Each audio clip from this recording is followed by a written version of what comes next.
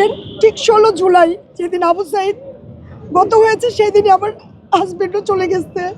PRB হসপিটালে সে ছিল, India থেকে আমি নিয়ে আসছি।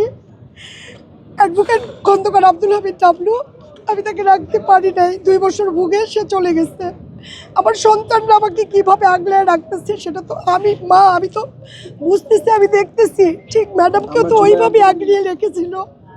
ম্যাডাম নিজের সন্তানগুলাকে বাঁচিয়ে রেখে পাঠিয়ে দিয়েছে, না হলে ওদেরকে তারেক ভাই কোকো ভাইকে মেরে ফেলতো।